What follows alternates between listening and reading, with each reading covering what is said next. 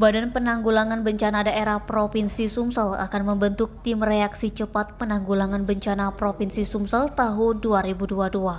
Asisten 1 Bidang Pemerintahan dan Kesejahteraan Rakyat Pemerintah Provinsi Sumsel, Haji Edward Chandra mengatakan, TRC akan melibatkan semua stakeholder, baik organisasi perangkat daerah dan instansi Polri, TNI, BUMN, BUMD, PMI, Pramuka, dan dinas terkait lainnya.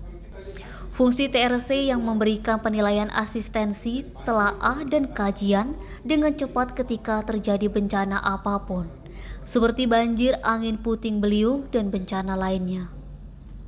Saat rapat koordinasi pembentukan TRC di Vep Hotel Palembang pada Kamis 28 Juli, Edward mengatakan ketika terjadi bencana, maka seluruh OPD juga ikut bergerak membantu penanganan bencana. Misalnya ketika ada kerusakan jalan atau jembatan karena bencana, maka Dinas PUPR akan menganalisa kerusakan.